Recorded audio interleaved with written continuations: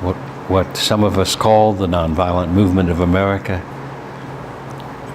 1953 to 1973, is the first time that any people in the Western world named a major struggle for justice a nonviolent struggle. And Martin Luther King Jr. should be considered rather critical for the United States because he is the first person of any leadership capacity in Western civilization who very clearly said nonviolence is the way of the future. Violence has reached its limit. We must not destroy ourselves or commit suicide as a human race. If the power brokers of our civilization continue in the same direction, it will be inevitable that we extinguish life on this planet of ours. So he is to be seen not primarily as a civil rights person, he's to be seen primarily as a pastor of the church, of a church, who prepared himself with a PhD in theology to be a pastor and a prophet and a person of faith. So, all of that's important. This little campaign here, the Nashville story, we were warriors, is an example of how a campaign can take place. All the story is not in the 30 minutes, but the beginning of the story is that in joining Martin Luther King Jr. in the South at his urgent invitation, February the 6th, 1957, I moved to Nashville, Tennessee, and started my work as the Southern Secretary for the Fellowship of Reconciliation. In that capacity, I began teaching the Southern Christian Leadership Conference and Dr. King. I began counseling with the Little Rock Nine, who were completely exposed to an effort by the massive racist system of our country to drive them out of the school, Central High School of 57, 58, 59, and beyond.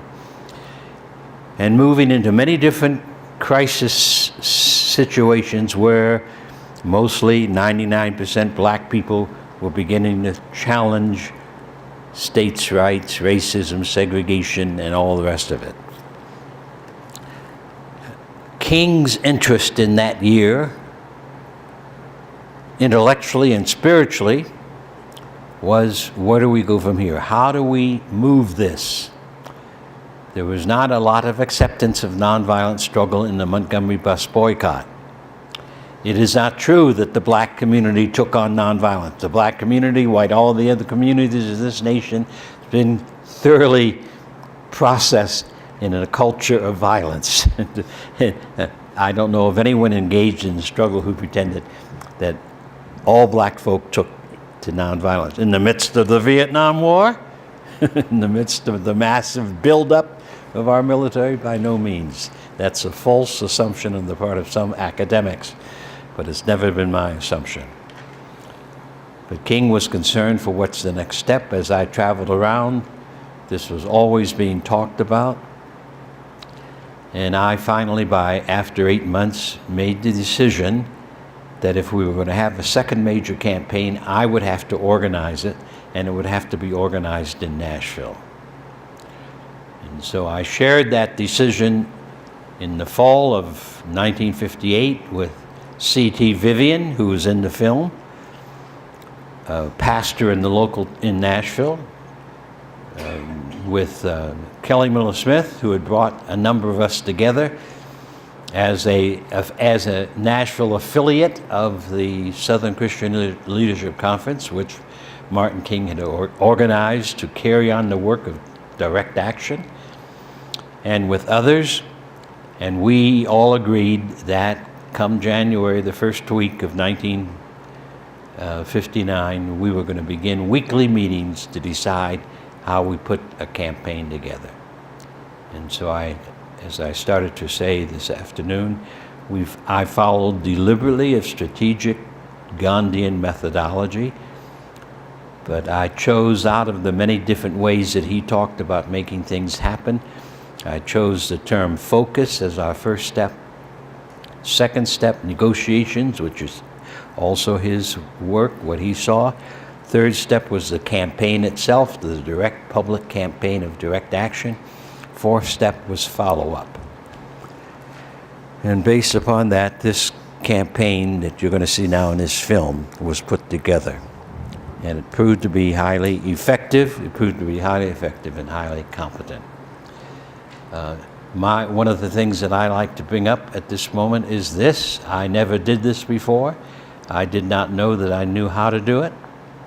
I was trusting a 10-year period of study in the study of Gandhi and nonviolent struggle and strikes and other things. And a part of the lesson I have is that very often we don't know in given times and moments what we should do. We have never done it before, but human life isn't, of course, the conduit for all kinds of people tapping that life and doing things that they've never done before and making, in fact, some impact upon the nobility and evolution of the human family. So we'll watch now this film on the screen. We Were Soldiers, the Nashville Story.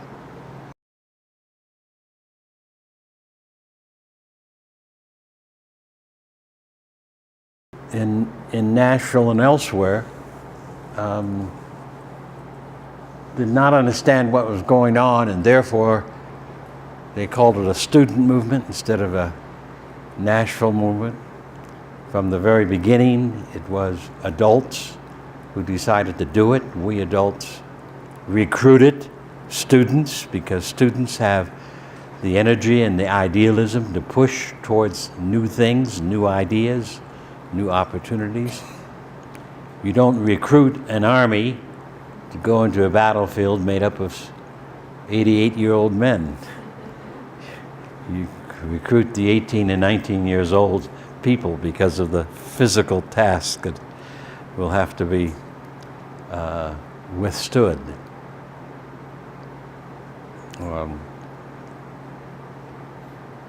I not only promoted and made it happen, but I also then used it as a training operation itself for new people. So the Nashville scene produced a sizable number and percentage of people who spread out across the country pushing nonviolent struggle against racism. We worked for the Southern Christian Leadership Conference. We organized the Student Nonviolent Coordinating Committee. We worked for the Congress of Racial Equality, the American Friends Service Committee. But most of all, some of us stayed in the southeastern part and gave our services, gave our time and energy to allowing this movement to emerge.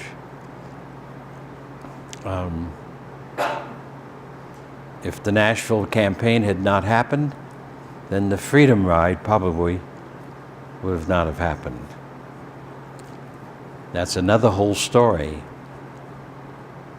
If the Freedom Ride had not happened, nonviolent struggle and campaigns would not have become a teaching point in the Freedom Ride, so that people went out from the jails and the prison, Mississippi prison, where many of us were jailed in the Freedom Ride. Then that story and the tactics and methods and how you do it would not have happened. And if that had not happened, then some volunteers from Nashville and some people from other parts of the South would not have gone as the Student Nonviolent Coordinating Committee into Albany, Georgia, and caused, again, a second major campaign, a third campaign, in fact, in Albany, Georgia. So again and again, that's the way it happened.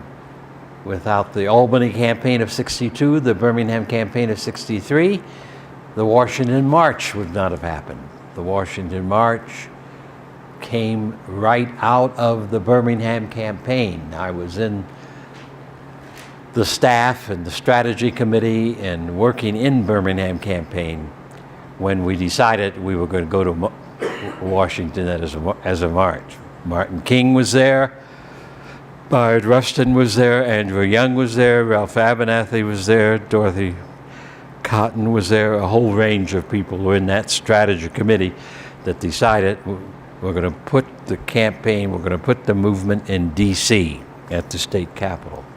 And that was the Washington March. So the Nashville story was a pivotal story for the campaign. So there it is. It began from the grassroots up.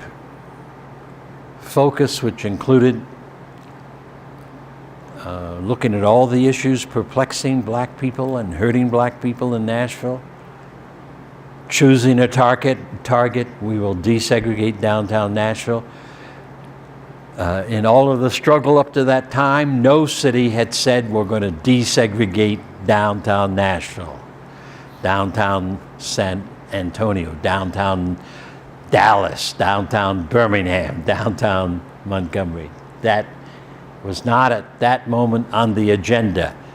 But one of the reasons it was so successful is that probably 99% of black people across the country were subject to the public hostility, the nano or the micro hostile acts, the being refused service, not being able to travel without incidents, and especially in places like Nashville and Montgomery and Miami, Florida, subject to the immoral climate that was produced by a society segregating itself by virtue of race. And so while I met also many people in the 60s in those days, people who would say that they could not sit in, they could not take a blow, but I'm glad you're working on it. You're trying to do it, you see. So we had large support. A part of the rules of social change is that if you want to bring change in a community, you must do it in such a fashion that it appeals to a sizable number of people in the community, or as it was Mao Tse-tung, I think, the communist leader of China in the 40s and 50s and into the 60s, who said that if you're going to have a revolution, the revolution must swim in the lake of the people who are going to carry it out. So that may not be exactly his words. So there has to be psychological, social, political, hidden and invisible and visible connections with the people in the lake, the community that make up the environment in which you're going to work. So you cannot bring about change by creating a scene that is the antithesis of where the people are.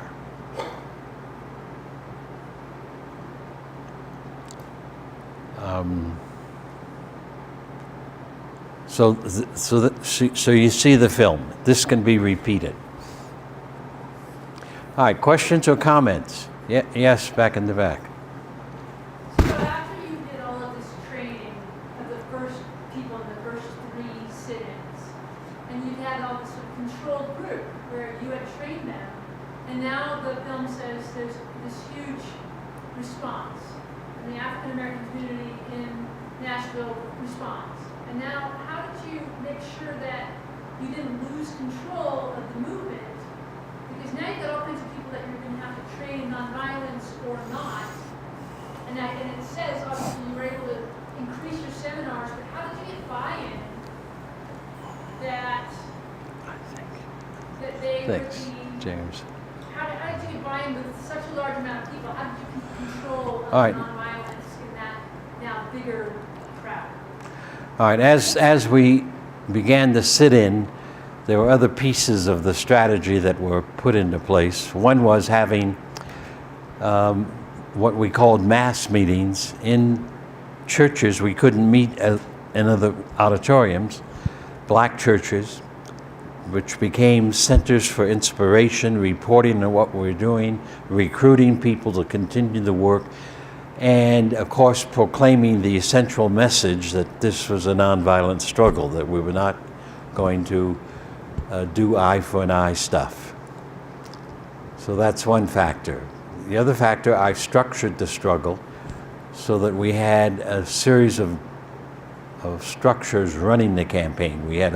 We formed the Central Committee, in which we had a majority of students, 2 students from each campus, and then a number of us who were represented the community people of one kind or another. That Central Committee then worked alongside of and with, as a part of the movement, with the Nashville Christian Leadership Council, which was the adult group that had proposed making this happen. So we worked together. I was on both groups, incidentally, but we worked together. We had every committee, every press conference, we had a student, because I saw that as a way by which students could learn leadership responsibilities and help carry them out. That was met with some opposition in the Central Committee, that principle. Every major event that we did, we had selected a student from the Central Committee many times, but sometimes from the campaign itself, and an adult, a pastor, a layperson, and they led the thing, whatever it was. In the film, you see Kelly Miller Smith and Diane Nash, who were the co-chairs of the negotiating committee. The Central Committee made the negotiating plan, and the negotiating committee then took that plan to the merchants and made it work. So the operation itself was a leadership development operation. Not only was I learning from the practical experience of seeing it happen, but then at the same moment, many other people engaged in it were learning. We had a united leadership, and that leadership, when there were things that could have happened, that leadership, and sometimes black folk who heard about something about to happen that they did not want to happen, would help to get it quieted, to get it moved back into the mainstream of the movement. So we did not play games about violence. If people told us, in our demonstrations, or if people said in the orientation sessions for a demonstration, I don't know if I can stay calm and collective if I'm attacked as like that over there. We said, well, you cannot participate. There's another piece of work you can do. You can join the transportation committee, you can join the work committee, you can join the mass meeting committee, you can join the PR committee. So there are other places where you can work when you know that you're ready to be in the discipline of nonviolent struggle in a action someplace. Then you move towards it. We never tried to force on anybody the decision to play the role of a disciplined nonviolent person under fire. Yes. It's impressive to see organized for this event. 2 questions. What percentage of Nashville at that time was white? Secondly, what was your experience in working with white clergy in Nashville? Number one, Nashville at that time, and it's one of the fastest growing cities now in the nation in the 21st century. Nashville was made up of about 25% black, 75, 80% white.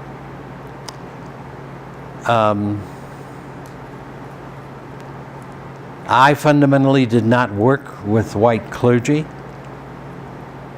but in the film there's a very, there's an extraordinary man in the film, Will Campbell, who was the liaison person for the National Council of Churches of Christ in America in Nashville, working on racial justice issues. So I had Will organize with white clergy and white church women for some of the tasks that we knew had to be done for the campaign itself. So I myself did not do that work. Yes. So is it fair to say that if they that chose to participate, they could potentially have lost their lives because they wouldn't fight back? So they would, if that came to that, they have to go in with that mindset? I'll say it another way.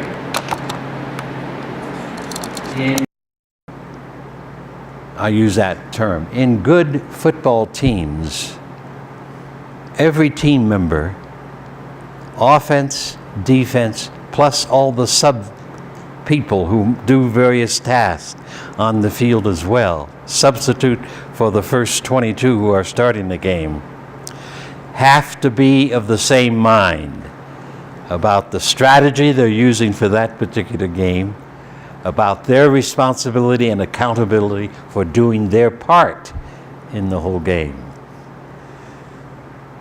The activist community, especially people who call themselves moderate, liberal, lots of young people, do not understand that if you're going to have a social movement that moves the country in the direction you want it to move, let's say according to the Declaration of Independence, then there is a movement discipline that must be developed, and people who want to provide radical flanks to it, or violent flanks to it, or romantic notions about how to do it, instead of moving in the direction of the struggle itself, simply have to sit in the sidelines and forget it.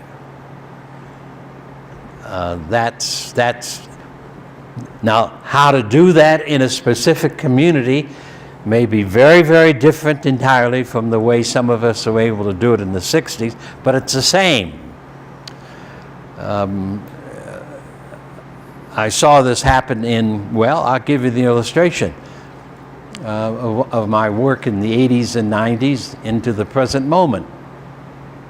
In 1980 in Los Angeles, I was approached by a largely Hispanic union, which was started by black people in New York 90 years earlier, about the need for them to try to understand how to do the tasks they had to help workers in hotels and restaurants and so forth to gain strength to do the work. So I did series of workshops for them across the 80s and the 90s and taught them nonviolent struggle, some of the things you've heard me say today, in fact. The use of Matthew 5 through 7, because I think the sacred secular world still comes from the same human world that is necessary, no matter how some people want to type it. So the inside work, that is the work of the soul, the work of the heart, the work of the mind, is the work that has to be done regardless of where you think you're coming from. So the net result of that work is that it became a model for organizing by that local union, by the janitors union, by the security workers union, by the SEIU union in Los Angeles, so that today there are over 800,000 members of unions in Los Angeles when it was a non-union city. This is 30 years later. And those unions continue to work around developing their political, social, even religious philosophy. But I should say to you that many people I've met in that effort are people who have deep religious feelings. Many folk baptized in various churches but who've given it up and who, as a consequence of the movement, have sought to renew their own faith journey, which I push very, very hard. So that's an example. And a discipline is necessary. And ordinary workers, as well as the organizers, can adopt that common discipline. They can and did plan their strategy for a particular hotel, particular restaurant, particular chain of hotels. And they still do that. They work as a team, organizers, leaders, people who are in the places to work, in the working places, work together as a team. And one of the very fine experiences I have today is being in some of those meetings, to see some of the people with whom I have known for 30 years and to see how they have blossomed and bloomed as human beings and as people with great competency. So I've experimented with this not just at that level, but at this larger world level. So that adopting common disciplines and common understandings can be done. If especially you have organized, if you have a group of leadership that recognizes how social movements operate. They cannot operate without common discipline, common understanding, a consensus of goals and tasks and purposes. They cannot accomplish anything if they're not willing to adopt the discipline of doing the work that they are assigned by the group and or the work they think that has to be done to make the consensus successful, effective. So a common discipline is necessary. Yes. Share the story of how you and Mrs. Lawson prepared your sons as to what they should do if someone broke into your home. If somebody what? If somebody broke into your home to harm you, what? Will you share that story? I mean, I think that addressed. I'm not sure I know this story, Giselle. Sitting your sons down on the sofa, explaining to them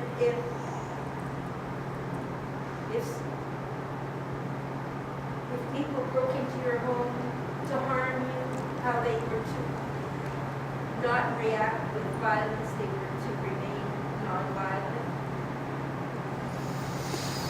Well, I don't remember doing this, but that.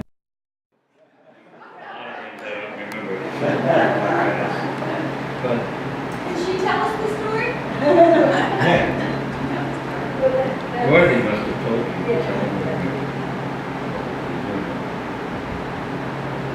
Well, it can be said that, well, let me see if I can say it. Nonviolence is the best weapon to use if you are assaulted or attacked.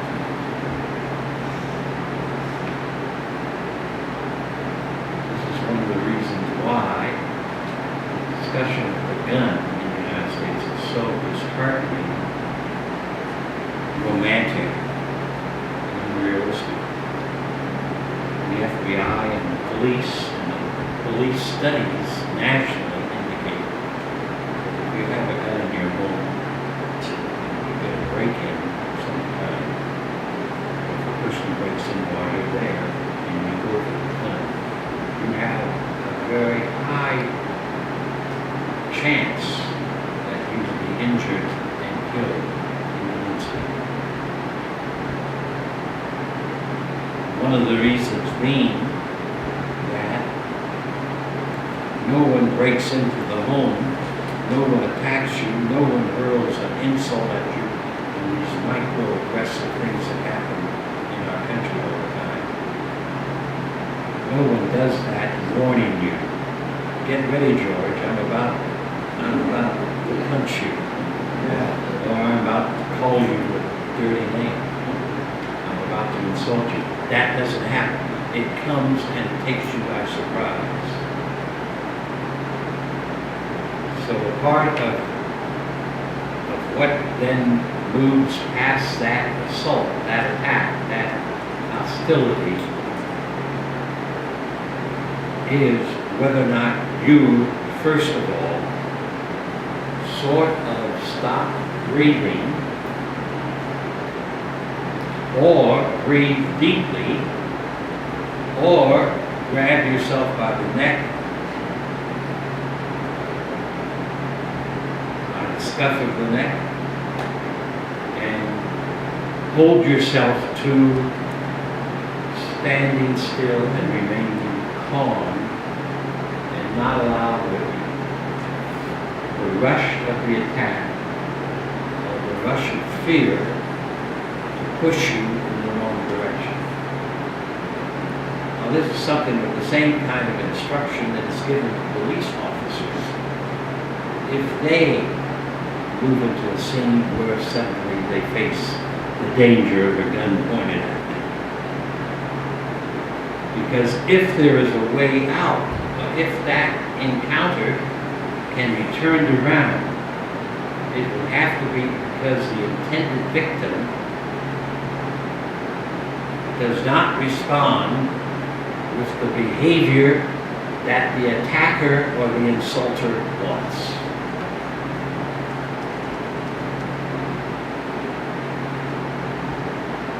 Does that make sense?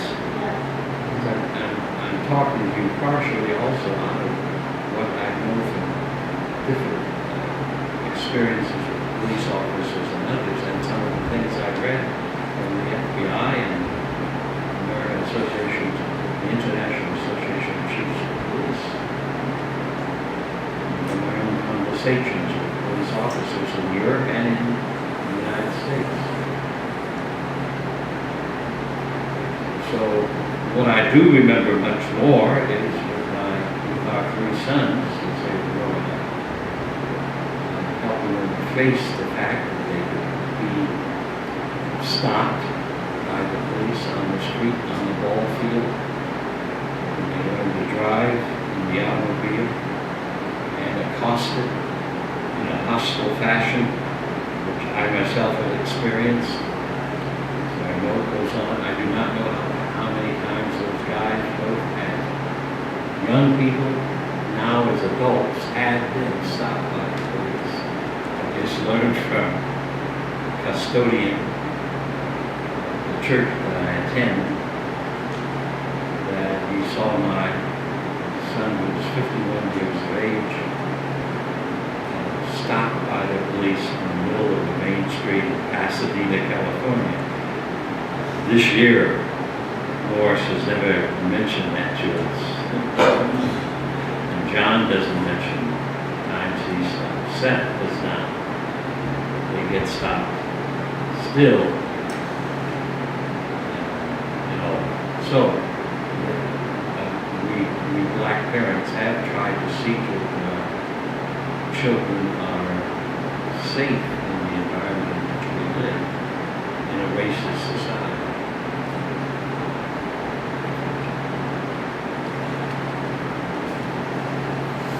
All right, other questions and comments? Yes. Every time I see this, I am particularly struck by the ending where you say that they didn't put in public announcements. Like the whole element of shame was not introduced into it in any way, shape, or form. And I really just particularly struck by that, and I've seen it over 100 times at this point. And I'm very aware of how in my own personal life, while I may make a nonviolent choice, there's this part of me that still wants to, at the end, like, still can't just walk away. It has like, there's something that just, I want some type of acknowledgement something. Yeah. So I'm still struggling with that personally.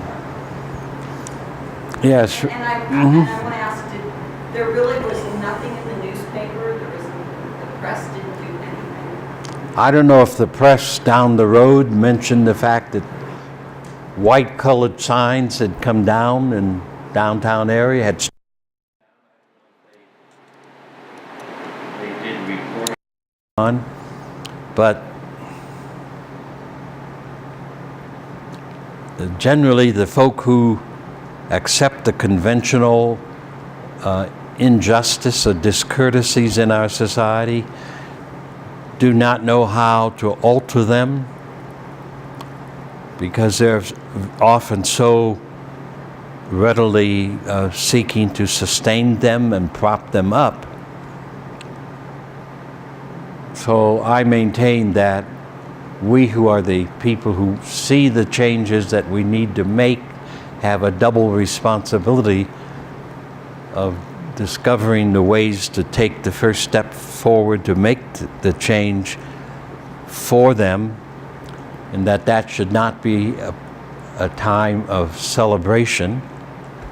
It should be a time of thanksgiving and gratitude that you have started a process of change that will improve the quality of life, improve the quality of justice, improve the community. So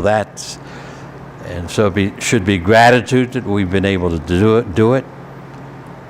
Martin King said in the midst of the bus boycott that if we win, it will not be a victory for black people. It will not be a defeat for white people. It will be a victory for justice and truth. It will mean a better kind of Montgomery, Alabama. So I think we in the activist community must be very aware of whether if our celebrations, which are always short term, because the journey is still so long, the tasks are still so great, many. In this film, I notice what I say about, I cringe every time I see the statement that I make about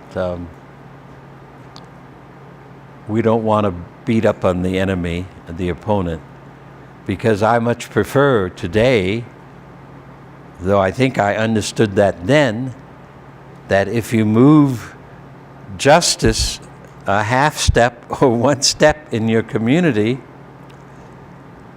that's the victory. But the other one is that the opponents and we of the struggle have to live in the same Los Angeles, in the same Nashville. If we've made Nashville different, we have to recognize that our strategies and methods and theories of work must allow for the opponent to become a better human being and supportive of the changes that are called for. So we're going to live together. We're going to stay in the same boat, to quote Pope John Paul II. We're going to be in the same boat, and a leak in the boat's going to sink the whole boat, not a part of the boat. So that's more of what I would be saying today, that we have to live together, we have to work together, we are a common people. So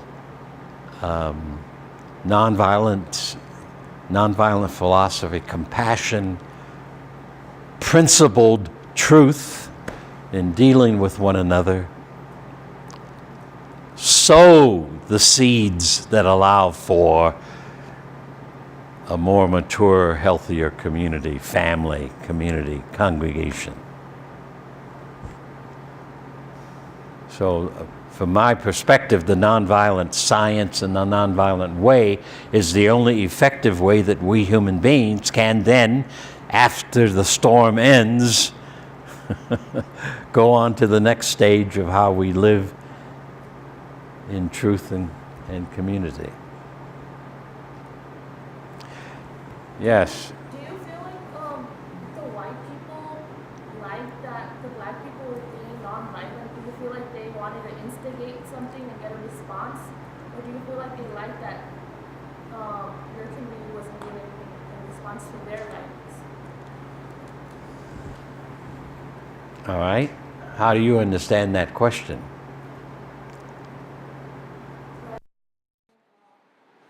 Do you feel like the white community liked that the black community wasn't being violent as a way for them to oppress them even more, for them to be more violent without getting a response back? Well, all right. If I hit somebody, which I've done on the playing field, or if somebody hits me and I hit them back, then within a splitting moment, we have a fight going on, and we are trying to hurt each other, and we're trying to hurt the other one enough so that he quits. Violence begets the violence, does not end. Whether white people or other people do not understand this or not, in my judgment, is not immaterial only, but we have all come out of a Western civilization which has, for 600 years, talked of violence and organized violence, have been violent in the taking of our lands and in the taking of wealth. And in the very present moment, we are part of a Western civilization, economic and military and otherwise, that is trying to see to it that the mineral wealth of the Congo, of Latin America, of Afghanistan is going to flow primarily towards the West. That's the reality. We have been raised in such a civilization. So I absolutely agree that in working from a nonviolent perspective, all sorts of people do not like the notion. But some of those people who do not like it think that little bits and pieces of violence, of language and otherwise, are necessary to raise a good family, to have a stable family. While the social scientists and clergy, some of us, and medical people, many of them, we know full well that abuse in the family, verbal and physical, has destabilized and deformed all kinds of people. We know that. We've seen it. So we just simply have to say that their notion that various forms of violence are essential for raising a family are all wrong. So I think our struggle must work from that side of things, not from the negative side of our culture. It's hard, but I can give you many stories, both about myself and other people. Another one of my stories is that when I was probably about your age, a freshman, sophomore in college, as a person who was preparing himself to become a pastor for my vocation, I had serious questions about my having registered for the draft, where every 18-year-old man had to register. At age 18, you had to register. I had registered. I was not sure that was consonant with the path I was trying to choose to live. And so by the time I was a sophomore, I was very skeptical. And sometime between my sophomore year and my junior year, I sent my draft cards back to my local draft board. And from then on refused to cooperate with the law. in primary form both of Christian conscience or Jesus conscience, but also because I had already recognized that racist laws and practices were wrong in the sight of God. Therefore, I was not going to support that. And so this was the second unjust law that I knew. So as a consequence, as a college student, I took the stance I took. And nothing happened until 1950, fall of 1950, when I was arrested for violating the Selective Service Act and sentenced to 3 years in federal prison, 14 months of which I served. Well, very few people in college, including some of my professor friends, were of the mind that I was acting properly for myself. But I went back to my college for the 50th anniversary of my graduating class, and one of the most prominent alumni of the school could not come for that 50th, and he sent a tape. And I'm sitting with these former colleagues in the school, and on this video, he's talking and is the man in the video about this. And one of the things he says, this is 50 years later, so that's 2001. That's right, 2001. He says suddenly, Jim Lawson was right in our class.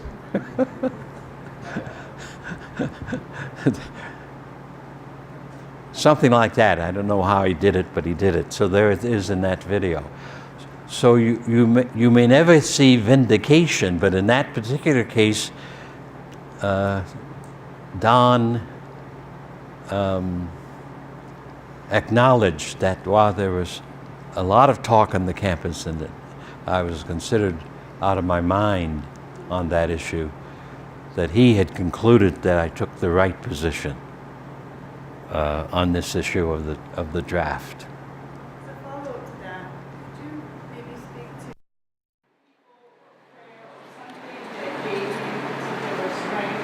Maybe people in your life, like family or colleagues, that that you could easily have the fortitude to make right choices.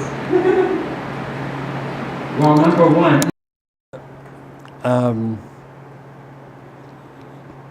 I had a fine childhood and young teenage years in a very wonderful family, in a terrific Christian congregation, and all of those things were important to us.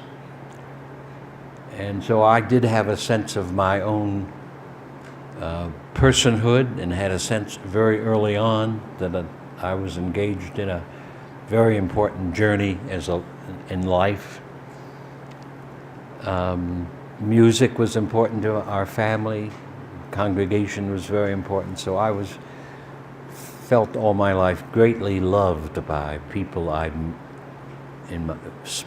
was the sixth member of my parents' family. There were 5 girls before me, so I figured that I had a lot of folk eager to have me come along and took good care of me and taught me well. So I think that's important. But one of the early experiences I had was learning to read through the Bible. So the Bible has been for me a major book for almost daily reading and study. Reading it for myself. This is the latest edition of one of the organizations that I helped to form in the United Methodist Church. So I decided I would start carrying it so I could read it from cover to cover again, because that's been one of the exercises of my life. Whether I begin in the first chapter or the last chapter, or begin in the middle, but to read it cover to cover. Read every word, so I've done that for years. And that has been a source of great strength. I have a particular love of the scriptures of Matthew, Mark, Luke, and John. And it is out of that that I know that Jesus has been a channel for me understanding the presence of God in my own life. And so that is the religious course. But meditation and thinking and reading and study and working, all a part of the path of life that will strengthen you and encourage you and will surprise you along the way in various ways. So, yes, we have to have the discipline of the cultivation of the invisible in us. What the ancients called the mind, the soul, the heart, the soul, the mind, the capacity. We have to do that work all the time on ourselves. And so that's the kind of a lonely piece of work that each of us has to do and care for. Because it is a channel whereby our own lives can take on remarkable affairs.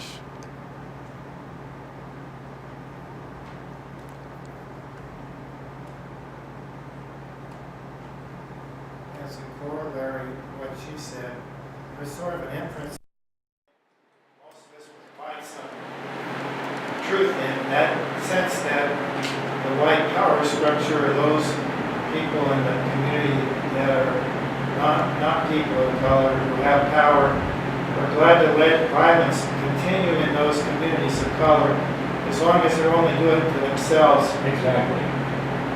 And so I'm thinking of a book I read recently. I was an employee of the Los Angeles Police Department for half my city.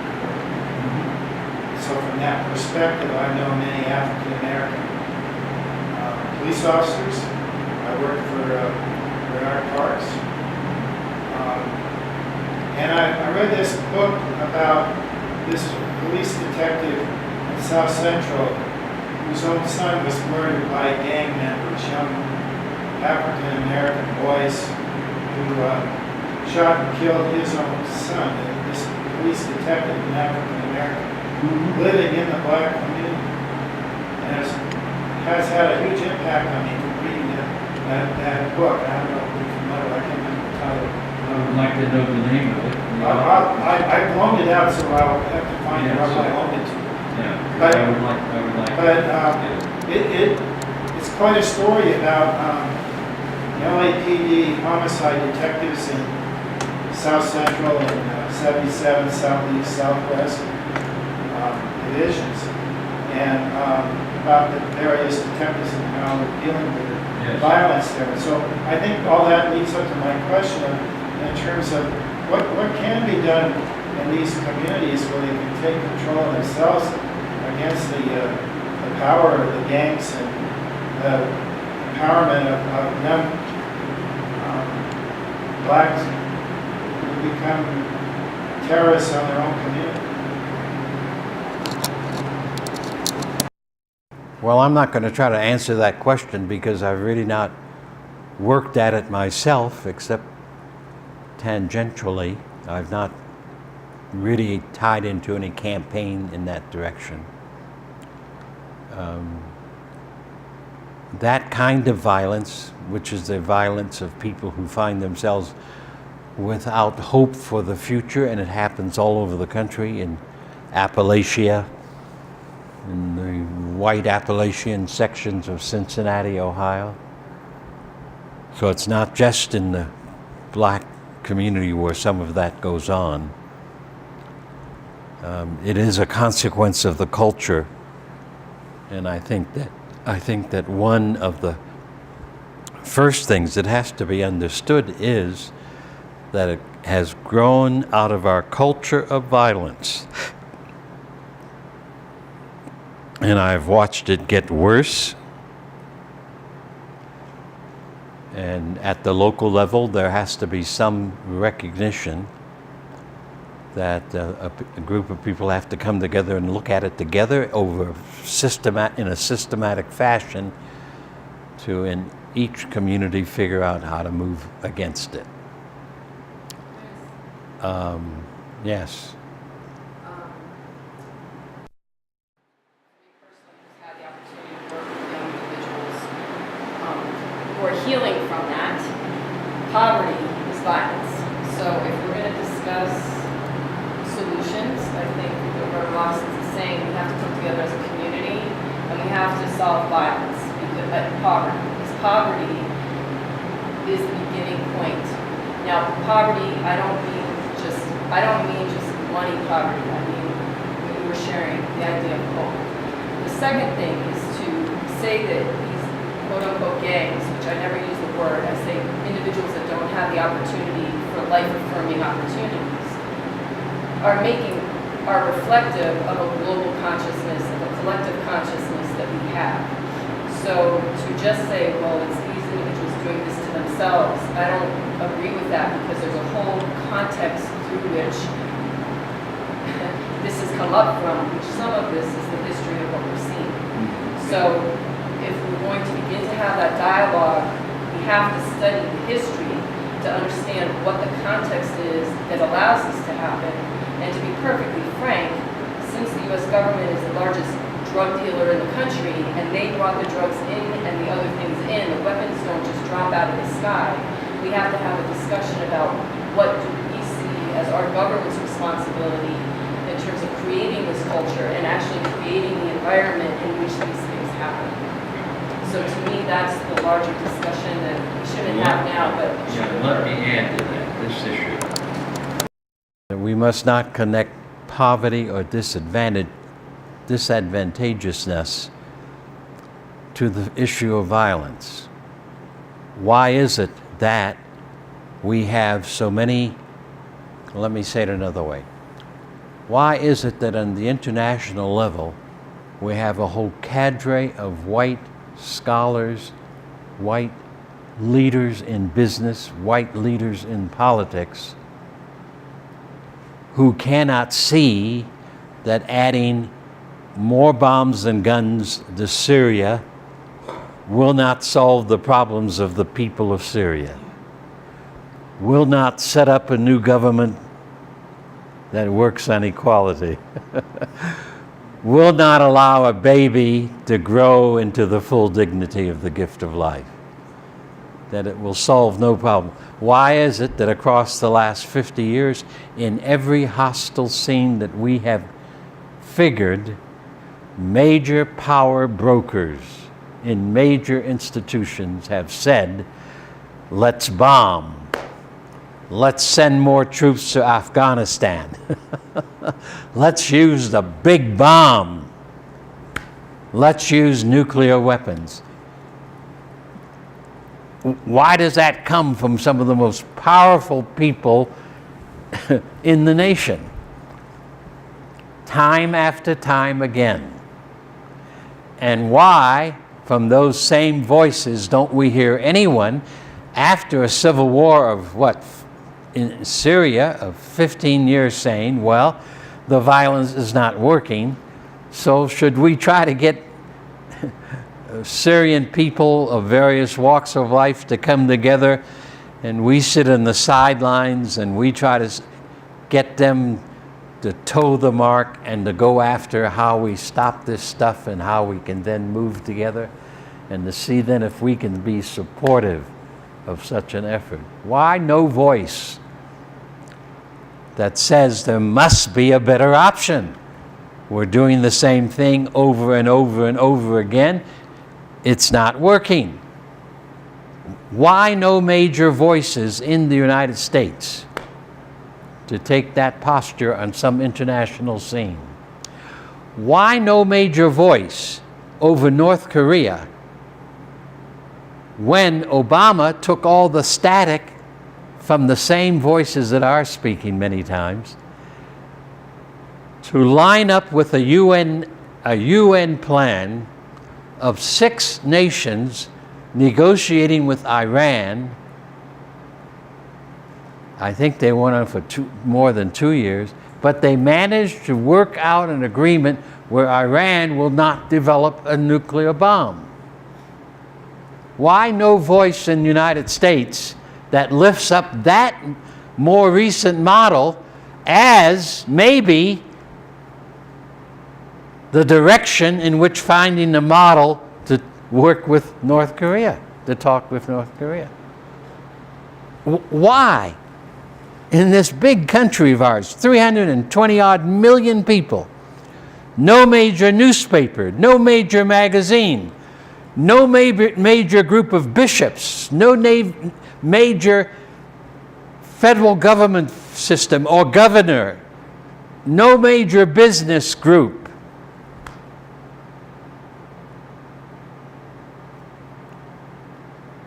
has, wait a minute, you know, here's an Iran option. Can it be done again? Why? No major voice. This is why Abraham Joshua Heschel, perhaps the outstanding prophet out of the Jewish tradition of the last 100 years, and Rowan Williams, the former Archbishop of Canterbury, both in their writings and public speeches in the 20th century have said something like this: there are a few white men in our nation or in our world who are making decisions that are affecting the future of all the rest of us.